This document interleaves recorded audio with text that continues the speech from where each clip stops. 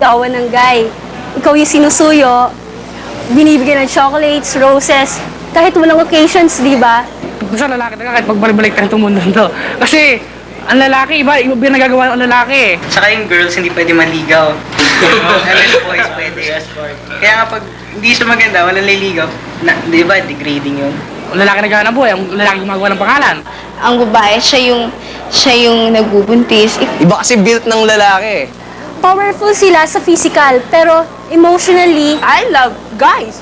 Tipong ganon. Kaya lang, strong talaga kami.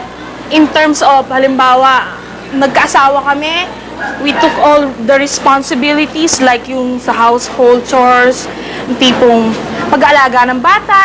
Yeah, but then there are also times na wish you're a guy because when you're a girl, parang ang daming bawal. So if you wish to be treated equal, act equal. Mas maganda maging lalaki, yung kahit anong oras ka umuwi ng bahay, ayos lang. Well, women's discrimination, I suppose, yes, it does apply to me. But then it really doesn't affect me in that big a manner. It applies to me in very little things.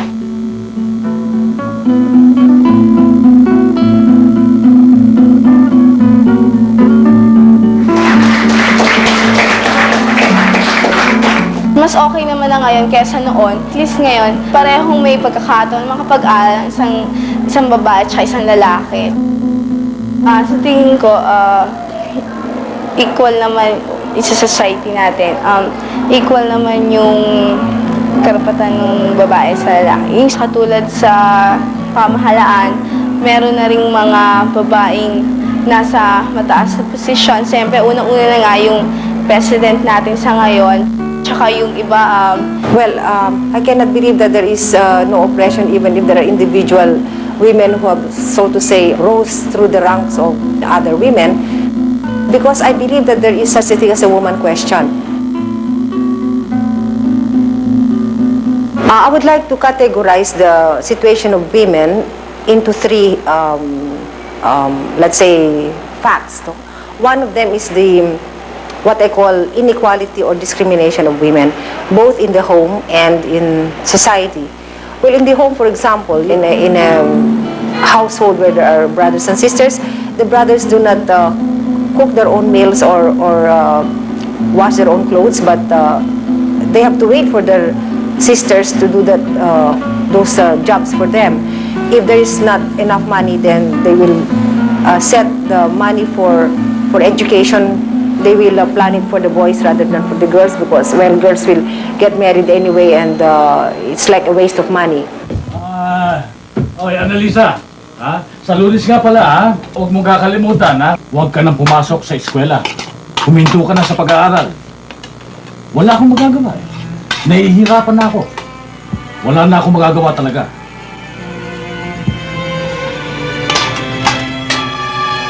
Sige, kain.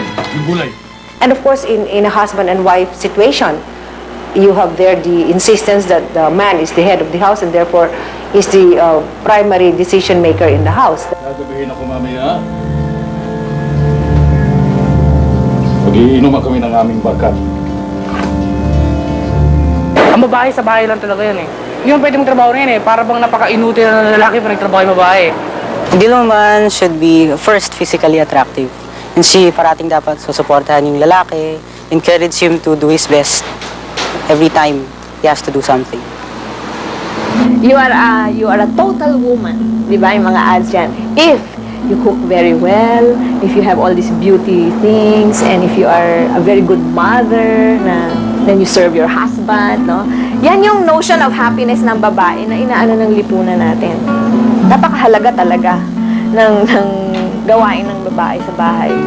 Dahil yun ang nagsusuporta sa mga asawa na nagtatrabaho. Yung sinasabing, ang manggagawa, hindi pwedeng bumalik sa trabaho sa sunod na araw kung walang taong nag-aalaga ng bahay na inuuwian niya. Ang importante yung recognition of the value of her work. And the problem is, intellectually, it does not stimulate all the time.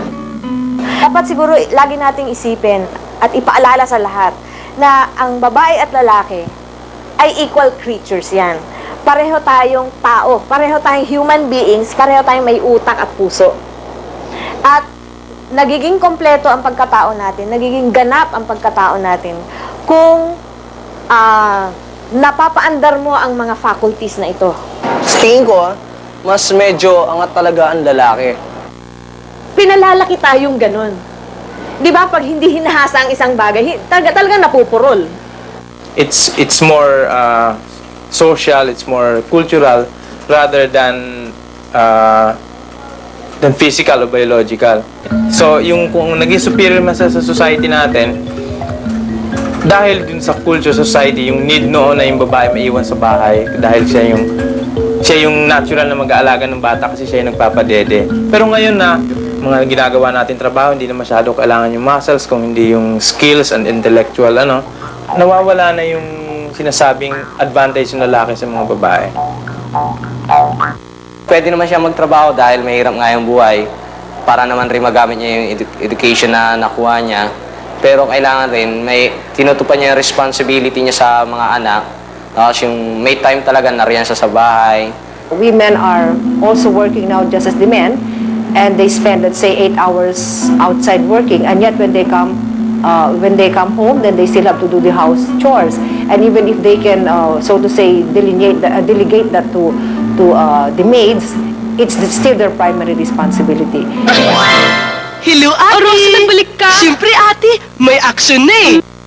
It is really an unequal burden in the sense that the woman has a double burden, and the husband who is supposed to be the bread earner is not really the sole bread earner, because the woman is also earning a living. And then of course you have the most obnoxious practice of what you call double standard of morality. Lalaki, pag sinabi mo, ito playboy, ito sikat pa yung asawa mo eh, I mean, why is it okay for them to do something bad? Not that I want to do something bad. I just think it's really so unfair that they should have that kind of advantage. Lalaki pwedeng mambabae. Yeah, I believe in that kasi men are born polygamous, di ba? Now in the outside world naman, in workplaces, you can see there sometimes that they will say for men only jobs. And even when they are doing the same jobs, the women's salary is lower than that of the men, because the reason is because he's only supplementing the husband's salary, whereas the husband is the bread earner, whereas it's not even true. And another thing is there are sexual harassments that a woman has to suffer in the workplace, which the man doesn't have to suffer. I don't think anybody can deny that there are certain situations that show that we are not yet really liberated. Like, for example, the fact that there is still violence against women in the Metro Manila alone. In Pasay City, in a crime laboratory, according to the one in charge there, 60% of the crimes reported to their laboratory is rape. So in other words, this violence against women in the form of rape, in the form of wife beating, and in the form of incest is really prevalent. Nag-away kami. Yung halos ilang paso niya ako sa bahay. Tapos sinuntok ako dito sa braso, maitim nga ako dito eh.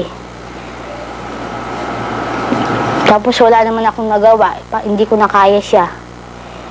Napilayan niya ako nun eh, halos ilang araw akong hindi nakatrabaho ng bahay eh.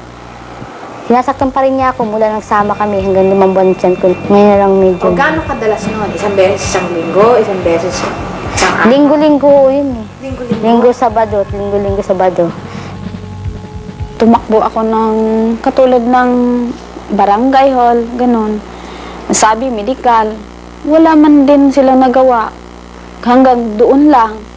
Tapos pangatlo, nung ginawa na naman niya sa akin, tumakbo na naman din ako ng katulad ng detachment. Wala man din, ang sabi, pirmahan ko. Tapos, ganun na nga. Gusto nilang yayariin. Sabi ko, hindi yan. Hindi ang gusto kong ibig sabihin. Ang dahilan nun tungkol ba sa yung pag-aalis ng bahay ng walang paalam. Tapos yung bang nagsiselos, ganun. Karamihan ng mga kapitbahay ko nag-uudyok. Sabi ng, ako pa sa'yo, iwanan yan. Dahil sobra ka naman, napaka-martir mo naman, wala na martir ngayon, sabi ng ganon. Tapos ang sabi ko, ay hindi, asawa ko yan. Kapag iwanan ko yan, lalong lalala yan. Ikawawa naman mga anak ko. Iwanan ko mga anak.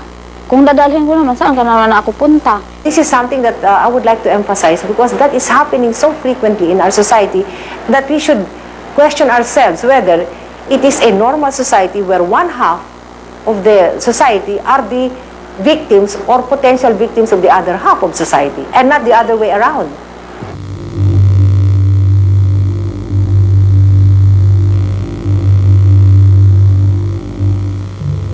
I would like to add, in a country like ours, which is a third world country because of the economic crisis, you have what we call the trafficking of women, like prostitution, not only where the military bases are, but also in the tourist industry. And what is even very, very sad in our country is that pati mga bata, hindi ba, yung child prostitutes, which is really a systematic corruption of our youth. And secondly, we have the so-called mail order brides, yung magpapakasal na lang kahit na kaninong foreigner na gusto makipagkasal sa kanila because they want to escape the whole economic crisis here, or talagang they want to have a better better life. Gusto nilang basta makalabas sa bansa. Now, I have nothing against cultural marriages kasi okay naman yun na mag-asawa yung German at Pilipina. Pero ang what we objected is yung commercial way of doing that, yung agency magpapadala ng mga brochure ng mga babae sa kung saan saang lupalop ng mundo at nakalagay doon very, very, what do you call this, really insulting mga advertisements. And another thing is the domestic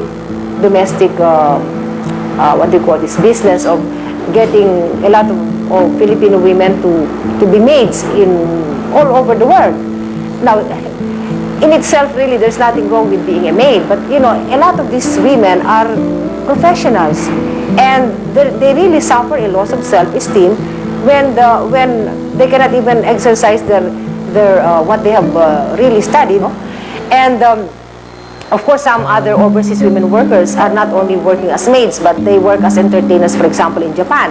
As you know, there is already a name given to them, yung tinatawag na Japayuki, na akala nila sasayaw at kakanta doon.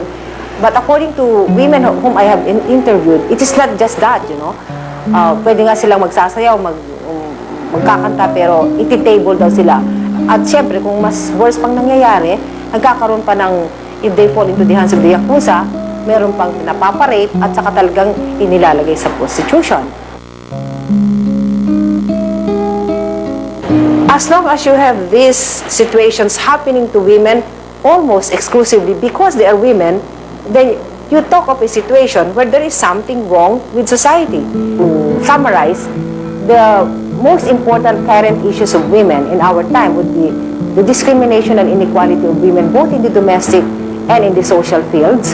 Secondly, the continuous violence against women in the form of incest, rape, and battering of wives. And thirdly, the trafficking of women in the form of prostitution, mail order brides, and overseas women workers.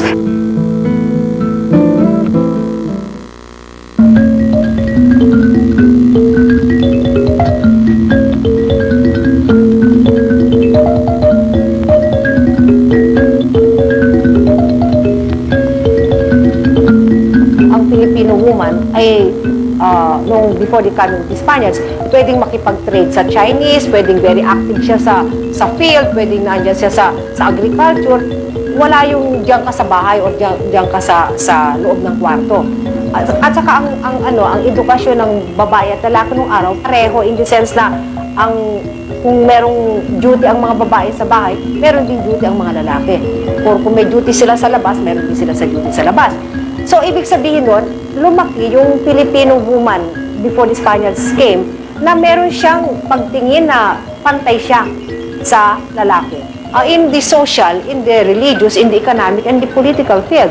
So, when the Spanish missionaries came to the Philippines, nashock sila na nakita nila na napaka free ng woman, no? Dahil hindi sila nga sila sanay doon. Ang sanay sila yung sa kanila sa Spain in the 16th century, ay talagang parang mongha ang mga babae. Talagang nakakulong lang sila sa bahay, hindi sila makakalabas ng walang kasama, at saka talagang regulated ang life nila, no? Kaya nung nakita ni Leon, sabi nung mga Spanish missionaries, ay hindi ganito, dapat i-re-educate natin ang kababaihan dito kasi they are not acting like women. Kaya ang ibig kong sabihin, this is how the Western patriarchal society was introduced into the Philippines. Ano ibig sabihin nitong isang patriarchal society? Yung patriarch kasi, yan ay galing sa word na father. Ngayon, if you will trace this patriarchal notion, you can trace that, first of all, to the Hebrew society, na doon talaga absolute ang power ng father.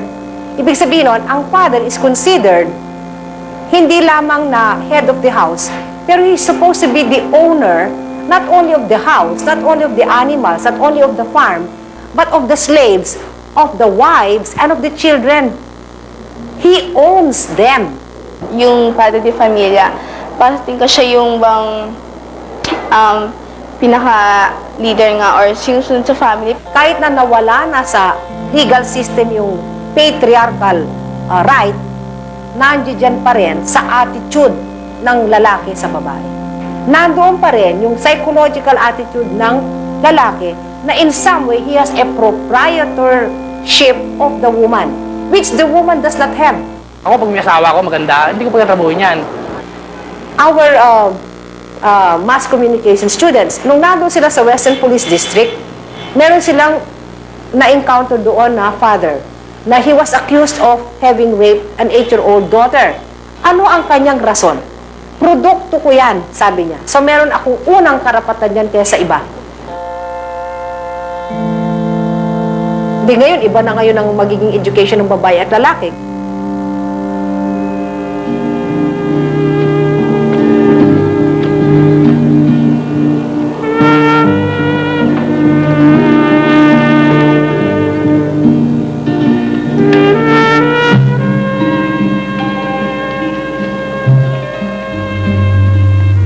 Babae, meron na silang built-in parang self-censorship. Hindi mo magagawa yan, hindi ka makakapunta sa bar mag-isa, hindi ka makapunta sa swimming mag-isa, baka sabihin naghahanap ka.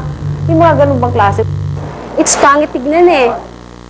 It's too dangerous for girls to go out of the house late. Pero the men, okay lang yan. Magsili silang mag-isa, okay lang. Lumabas sila ng alas 10 ng gabi, papauwi. Wala silang innate fear na naku baka Maaari kang ma-rape, maaari kang makidnap, or probably maaari kang magtala nila, iniisip nila eh. Tsaka wala namang mawawala sa akin. They made this whole concept nga na the most important feature of a woman is her virginity. At dapat yan, ipaglalaban niya ng kamatayan. Yun ang tanging regalong mabibigay ko sa magiging husband ko eh. I am not saying that virginity is not a value. It is a value when you mean your personal integrity. Hindi lang yung physical hymen. Kaya maputi yung suot niya pag kinakasal ka dahil it symbolizes purity. Kaya pag hindi na siya pure, pag hinarap mo sa altar, parang hindi na siya sacred. Kasi alam mo nung araw kasi, sa Philippine society natin, virginity was not a value. Ang value was fertility. Kaya, noon, kung may unwed mother, hindi siya tinitignan na disgrasyada. I'm not making any value judgment. Ang ibig ko lang sabihin dyan, dahil ang virginity was not considered something na nawawala, no? Hindi kagaya ngayon, parang nawawala yung virginity. So, yung mga kababaihan ng araw, hindi pinoprotektahan. Yung mahina sila sa pagdidepensa sa sarili. Ibig ko sabihin, walang sense na siya ay, pag meron siyang may mangyayari sa kanya na mawawala sa kanya. So kung wala yung ganong klaseng pananaw na ang mga babae wala silang mawawala, ang ibig sabihin nun, wala din silang limitasyon sa kanilang paggalaw. He also wants to act as some sort of protector. He also wants me to know that in a way he's also physically more capable than I am. And so at times I appreciate that he shows that he cares for me. Hindi mo ba nakikita na kung ipinoprotekta ka, kung wala yung nagpoprotekta sa'yo, hindi ka magiging safe. Yung security mo hindi nasa sa'yo kung hindi nasa sa iba.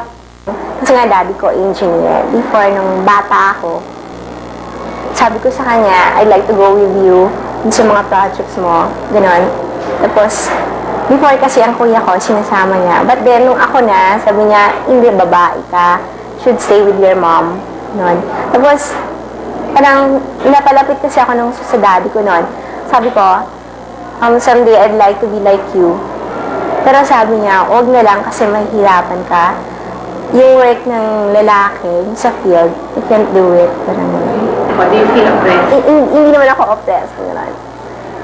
Kahit na gano'n yung nangyayari, bale, iniisip-isip ko rin na yung kung ano nga yung kaya ko at yung hindi ko kaya. Yung isang peasant woman, isang magsasaka, nung tinanong ko sa kanya, ngayon nasa women's movement ka na, ano nakuha mo dyan? Alam mo, sabi sa akin, di na ako binububog ng aking asawa. Sabi ko, paano naging ganon? Kasi sabi niya, sister, alam mo, nung araw, akala ko, pag sinasagot ko yung aking asawa, may karapatan siya na bugbugin ako. Ang mga babae ay talagang brainwash na meron silang limitasyon. Hindi ba? Kaya tanggap nila yon. Ito nga sa akin ang the worst oppression. Na-oppress ka na-internalize mo pa yung oppression mo at hindi mo pa nakikita ang oppress ka. Now, there's the question of why the woman question or the situation of woman of being oppressed, discriminated against. Why does this continue in our society?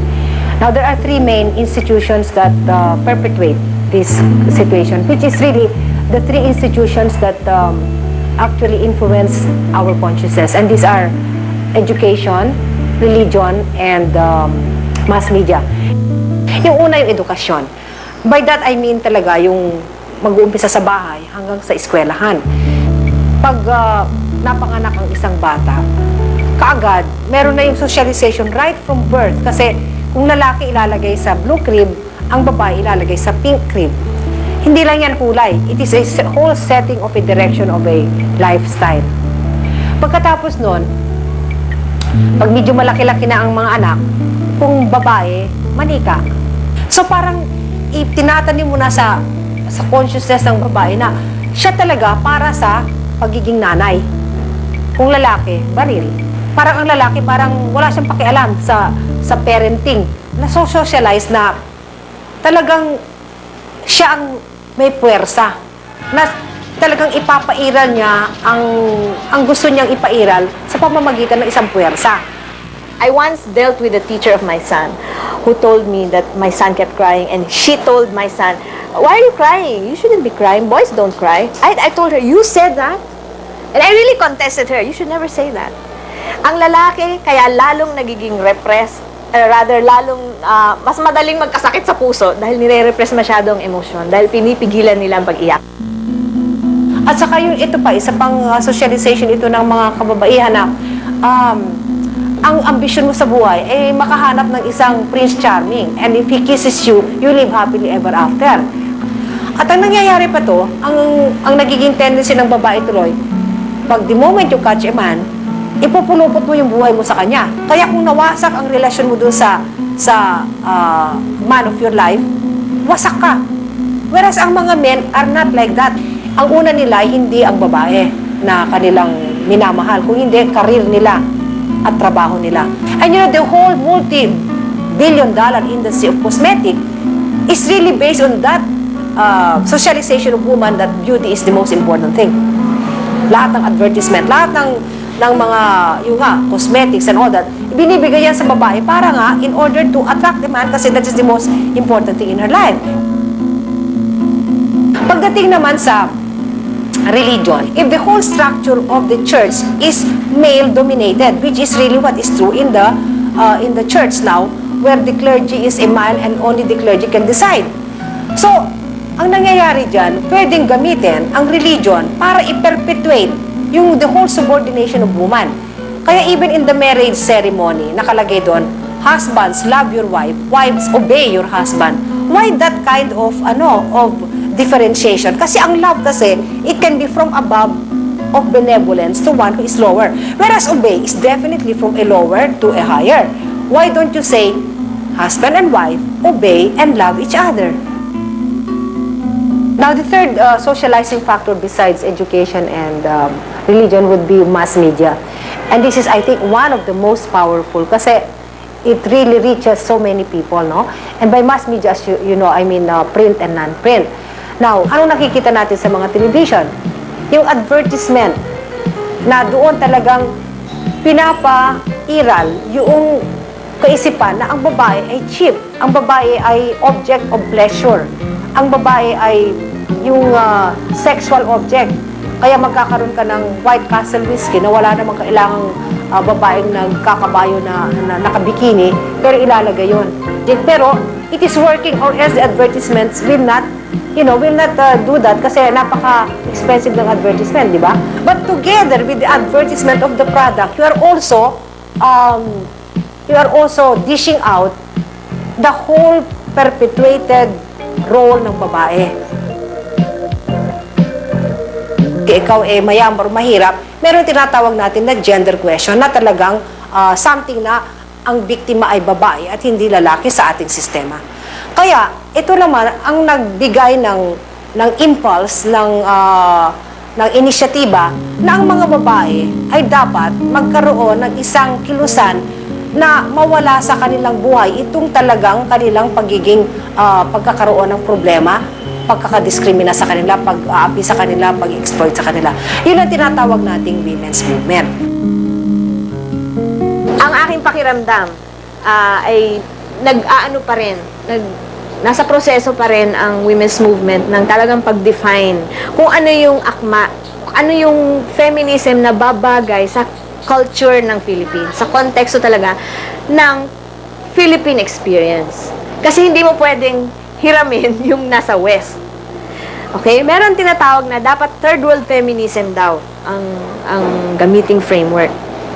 Na unang prinsipyo doon ay ganito. We understand the women's movement in the Philippines in the context of national social transformation. Ang ibig sabihin nun, nakikita ng kababaihan na mahirap makamit yung women's liberation and equality kung ang structures ng society natin ay hindi rin free at hindi equal in the economic sense, in the political sense, and in the social sense. Now, what is feminism? Now, feminism is answering two questions. One, are you aware of the woman question in the way I defined it? Number two, kung aware ka naman na may ganyang sitwasyon, ikaw ba ay magbibigay ng iyong commitment para palitan yung sitwasyon para ang babae ay hindi na ma-oppress, hindi na ma-discriminate, hindi na ma-subordinate? Kung ang answer mo sa number one, are you aware? Yes. Number two, are you prepared or committed to do something to change it? Yes. Feminista ka. Do I consider myself a feminist? Siguro only insofar as I love women, of course. Si Jobart kasi, tanggap niya intellectually yung feminism, tanggap niya. Tingin ko buong buo. Kaya lang, pinalaki rin siya ng isang macho culture eh. So alam mo may hangganan.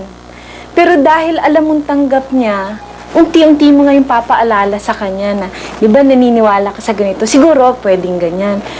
Sa akin kasi ang issue niyan, basically ano yan eh, pagrespeto mo sa kapwa, babae ka man, lalaki ka man, bakla man yan kung ano, pagrespeto sa kapwa basically yan eh. At pagkilala dun sa kakayahan ng bawat isa. Actually, mahirap tanggapin na kailangan pumili ako ng mas importante, yung tinatawag na career versus family. It has always been that kind of conflict, no? Pero sa karanasan ko, I saw that the two have a symbiotic relationship of sorts, no? I feel more good as a parent, no? When I get involved in a certain cause, like the art, the singing that I'm doing, no? I feel I'm a complete person when I'm doing something that makes me happy. It makes me whole.